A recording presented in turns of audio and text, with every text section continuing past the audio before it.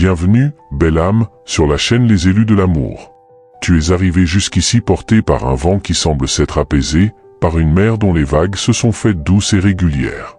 Peut-être te poses-tu, dans un murmure intérieur, une question aussi étrange qu'inattendue. Et si c'était fini? Non pas fini dans l'amertume ou la défaite, mais fini comme un cycle naturel qui a accompli sa révolution. Tu scrutes alors ton horizon intérieur, cherchant non plus des signes d'union, mais les preuves subtiles et indéniables d'une complétude atteinte. Car l'achèvement véridique de ce parcours ne s'annonce pas par des fanfares, mais par une série de ressentis profonds qui, une fois reconnus, dessinent le visage paisible d'une métamorphose accomplie. Le premier de ces ressentis, et peut-être le plus déroutant au début, est l'absence de nostalgie. Non pas l'oubli, mais la transformation de la nostalgie. Ce n'est plus une douleur lancinante, un vide qui appelle à être comblé. C'est devenu une douce mélancolie, semblable au souvenir d'un paysage admiré il y a longtemps. Tu en reconnais la beauté, elle fait partie de ton histoire, mais elle ne tire plus sur le fil de ton présent pour t'y ramener. Tu peux évoquer son nom, penser à des moments partagés, et ton cœur ne se serre plus, ne s'emballe plus. Il reste paisible, dans une sorte de gratitude neutre et apaisée. La flamme n'est plus un brasier qui consume, mais une braise douce intégrée au foyer de ton être, elle réchauffe sans brûler. Ce calme s'accompagne d'un désintérêt souverain pour le décryptage. Tu ne scrutes plus le ciel à la recherche de synchronicité significative. Le chiffre 11h11, une chanson, un lieu, ces phénomènes peuvent encore survenir, mais ils ont perdu leur charge émotionnelle obsessive. Tu les remarques à peine, ou tu les accueilles avec un léger sourire, comme un clin d'œil amical de l'univers qui ne déclenche plus de fièvre interprétative. Tu as compris que le langage le plus important n'était pas dans ses signes extérieurs, mais dans la clarté de ton propre ressenti. Si ton cœur résonne avec ces paroles, laisse une trace de ton passage en commentaire et rejoins notre cercle des élus de l'amour en t'abonnant. Partager cette évidence libère d'autres cœurs encore prisonniers du doute. Ensuite vient un sentiment de plénitude autonome et généreuse. Tu ne te sens plus moitié en attente. Tu es un cercle entier. Cette plénitude n'a rien d'un repli égoïste ou d'un renoncement à l'amour. Au contraire, c'est un débordement. Tu découvres que tu as de l'amour en abondance à donner, à toi-même, à tes amis, à tes projets, à la vie elle-même sans que cette générosité soit une tentative déguisée d'attirer ou de retenir qui que ce soit. Ton amour est devenu inconditionnel car il n'est plus conditionné par la peur de manquer de l'autre. Tu aimes parce que c'est ta nature, non parce que c'est une stratégie. Un changement profond s'opère également dans ton rapport au temps et à l'urgence. La pression karmique, ce sentiment de devoir résoudre et unir dans cette vie, se dissout. Le futur cesse d'être un point de fixation angoissant, quand, pour devenir un espace ouvert de potentialités paisibles. Tu vis pleinement ton présent, non comme une salle d'attente, mais comme la scène même de ta vie. L'idée d'une union future, si elle devait advenir, ne te projette plus dans l'impatience. Elle fait partie des nombreuses belles possibilités qui existent, sans plus de poids ni d'attrait frénétique qu'une autre. Tu es libre dans le temps. Enfin, le ressenti le plus puissant est la gratitude pour le voyage lui-même, indépendamment du résultat. Tu regardes en arrière et tu ne vois plus seulement une suite d'épreuves douloureuses, mais un curriculum vitae de l'âme d'une richesse inouïe.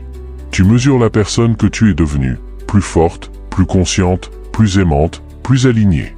Tu remercies ton miroir, ton catalyseur, d'avoir été ce qu'il a été, sans amertume et sans attachement à ce qu'il devrait être ou devenir. La relation, dans sa forme passée, est close comme un chapitre dont tu gardes la sagesse en laissant aller l'histoire. Tu ne souhaites plus revenir en arrière, pas même pour mieux faire.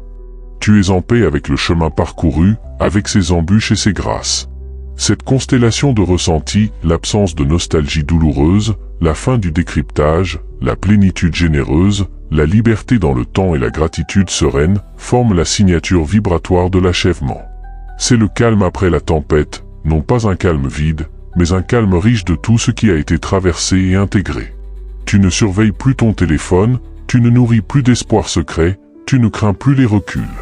Tu es simplement, merveilleusement et complètement toi-même, recentré dans ta propre autorité divine.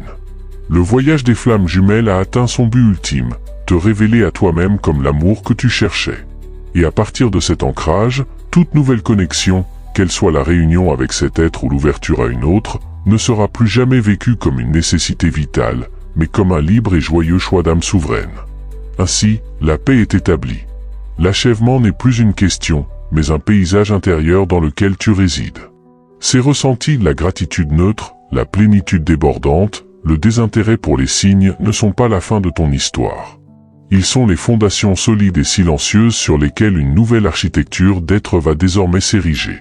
La fin du voyage des flammes n'est pas un aboutissement statique, c'est la libération d'une énergie créatrice colossale, jusque-là captivée par le processus de l'union, et qui peut enfin se tourner vers sa véritable vocation, créer la vie que ton âme est venue vivre. Cette phase qui s'ouvre pourrait se nommer l'émergence souveraine. Pendant le voyage, ton attention était comme un laser, focalisée sur un point unique, la connexion, sa guérison, son aboutissement. Maintenant, ce laser se transforme en une lumière large et douce, éclairant tous les aspects de ton existence qui étaient restés dans la pénombre. Tu redécouvres des parts de toi-même qui n'étaient pas directement liées au miroir jumeau, ta créativité propre, tes aspirations personnelles oubliées, ta relation au monde et à la communauté. Une curiosité joyeuse et légère renaît. Tu as envie d'apprendre, non pour te guérir ou l'attirer, mais pour le simple plaisir de grandir. Tu te mets à peindre, à écrire, à voyager, à entreprendre des projets, poussés non par le manque, mais par l'abondance de ton énergie retrouvée. Le deuxième grand mouvement est celui de la réintégration du sacré dans l'ordinaire. Pendant la quête, le sacré était souvent projeté sur l'autre, sur la connexion elle-même. Maintenant que cette énergie sacrée est pleinement réintégrée en toi, tu commences à la percevoir partout. Préparer un repas devient un acte de présence et d'amour pour ton corps. Marcher dans la nature devient une communion directe, sans intermédiaire. Ton travail peut se transformer en un espace d'expression de tes valeurs profondes. Le divin n'est plus une expérience extraordinaire réservée aux moments de grâce ou de synchronicité, il devient la toile de fond de ta vie quotidienne. Tu ne vis plus pour atteindre des états de grâce, tu vis, tout simplement, dans un état de grâce consciente et diffuse. Cette transformation s'accompagne d'un réalignement radical de tes relations. Ayant établi une relation d'amour inconditionnel et de respect avec toi-même, tu attires naturellement et tu tolères uniquement des relations qui reflètent cette fréquence. Les dynamiques de dépendance, de drame ou de petits jeux de pouvoir te semblent soudain totalement étrangères, presque incompréhensibles. Tu n'as plus la patience ni l'intérêt pour elles.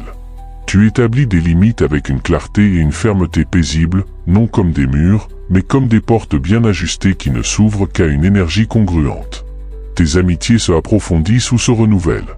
Ta famille te perçoit différemment, plus stable, plus présent. Tu deviens un point d'ancrage pour les autres, non par devoir, mais par rayonnement naturel. Enfin, émerge un sentiment de mission authentique. Libéré de l'obsession du lien duel, ton regard se tourne vers l'horizon plus vaste de ta contribution au monde.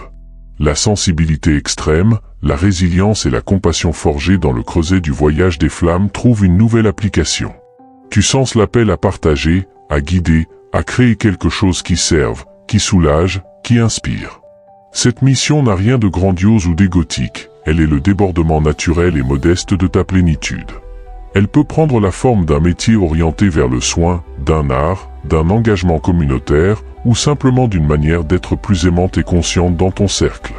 Tu découvres que le but ultime de toute cette alchimie n'était peut-être pas seulement ta paix intérieure, mais ta capacité à devenir, à ton tour, un phare et un artisan de paix dans le monde. Cette vie nouvelle n'est donc pas un « après » en attente. C'est un « maintenant » intensément vivant et créatif. Tu ne regardes plus vers le passé avec regret, ni vers l'avenir avec appréhension ou impatience. Tu es pleinement incarné dans la puissance de ton présent, un créateur conscient, responsable et joyeux de ta propre réalité. Le voyage des flammes t'a appris que tu étais l'amour. La vie qui s'ouvre t'invite maintenant à incarner cet amour dans la matière, à en faire une œuvre. Et dans cette œuvre, tu réalises que l'union la plus parfaite était toujours celle-ci, l'alliance entre ton âme souveraine et l'univers tout entier, collaborant pour manifester la beauté unique que tu es venu exprimer. Que la paix de cet accomplissement soit le sol fertile à partir duquel ta vie nouvelle s'épanouira dans toute sa splendeur. Et si tu te reconnais dans ce portrait de l'achèvement, viens célébrer cette libération et inspirer d'autres voyageurs en t'abonnant à la chaîne Les Élus de l'Amour. Ton témoignage achève de guérir le monde.